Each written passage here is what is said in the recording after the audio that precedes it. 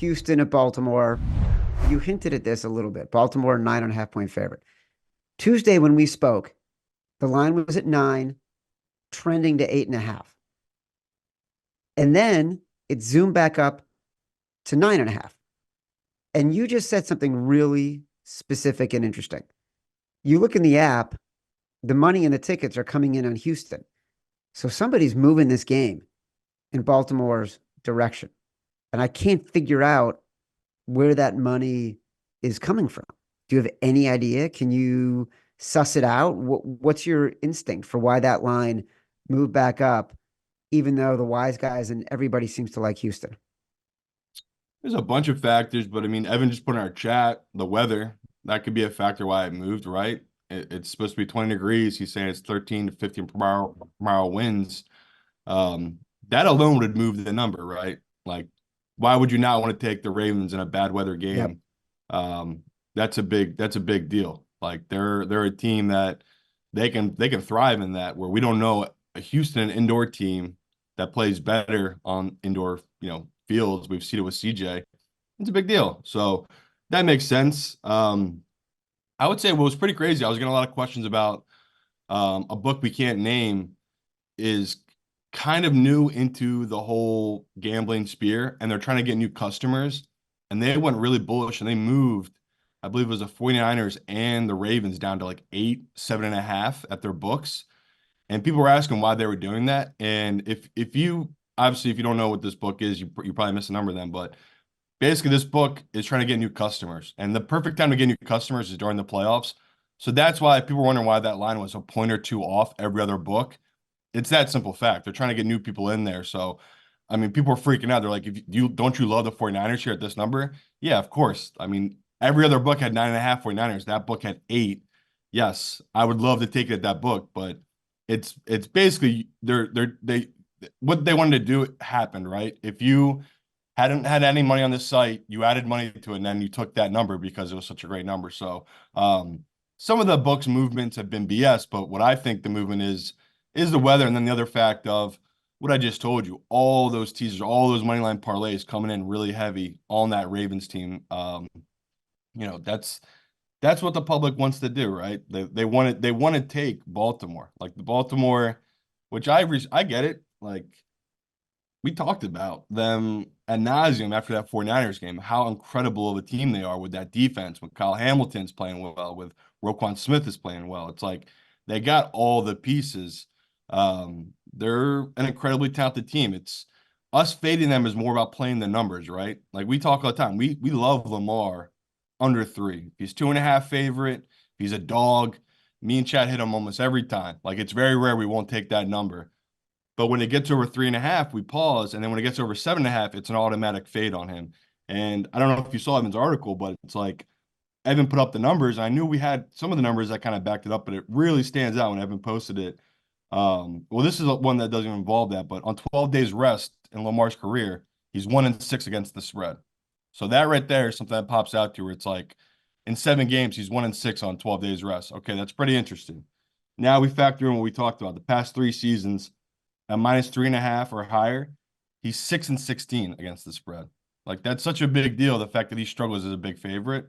Now when it goes above 7.5, he's 1-8 against the spread. I mean, you already talked about it. The only cover he had was in week 1 of this season against a rookie head coach and a rookie QB making their first start together. So it just all lines up where we already loved it. And then the trends kind of back it up as well. So,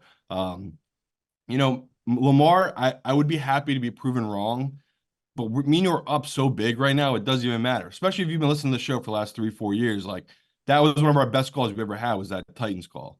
Like that was a great call where Titans, I believe, were a 10-point underdog and they won outright. And it's just, if you go back and watch that game, the Ravens should have won that game 30 times over. Like it was the flukiest thing ever. But that's playoffs. That's what I'm trying to beat into people's heads here. Is that's how playoff is. So um, it's it is tough. It is tough trying to convince people to take the Texans here, just because I get where they're coming from about the Ravens love and how well they've played this year. But I love the Texans in this spot, Chad. Simon, I believe we owe people a big balls. We owe people a foxhole. We've already committed to the Bills and the Chiefs, as Simon says, and the Packers and the Niners as an exec decision. I believe this needs to be our big balls bet of the week. Say it loud and proud. Big balls bet of the week. Houston Texans plus 9.5 against the Baltimore Ravens. Throw the graphic on the board, Tito, because this is what we're doing. There's no coming back from it. And look, this is a bit more of a controversial call than you would think for people who want to back big underdogs in this spot as professional bettors, which is what Simon and I would normally do. Because there is money coming in on the Ravens, and there is a sentiment about the Ravens for everything we can say about Lamar Jackson as a favorite. He's been a home favorite 38 times. He's covered just 15 of those games. Over the last 20 years, he is ranked 213th of 220 quarterbacks against the spread as a home favorite. He has just historically struggled as a favorite at home. That is the trend we are going to back right now. And another huh? amazing stat from Evan I love. In the last 20 years in the playoffs, there's only been 4 teams, Chad, that were underdogs of a TD or more that closed with over 60% of the tickets. So 4 teams have ever done this. So in 2014, we had the Saints at plus 10. They lost to Seattle, but they covered. In 2008, Giants against New England. If you remember that, the Super Bowl, they were a They 12 won. point, 12-point dog. They won 17-14. So right now we're 2-0 on covering these big dogs, big public dogs in the playoffs. 2008 Giants plus 7 against Dallas. They won 21-17. So not only are we at 3-0 on picking these big dogs, we have 2 that have won outright. And then 2008 Seahawks plus 9. They got smoked by the Seahawks 42-20. So that was my point. People were asking why we were trying to get people to take the money line. That's why I want you to throw a little on the money line, just because if you play this spot long term, it's a nice trend so far. I know it's only a 4-game sample, but it's been profitable taking these big dogs, not only on the number, but on the money line as well. So had a couple questions about why even mess with the Texans money line if I have a future. I want it all, baby. Like I said, if you don't want to take the money line, you just want to ride your future, go for it. But it's like if I like a spot, I'm gonna keep throwing money on it. So obviously I love the number.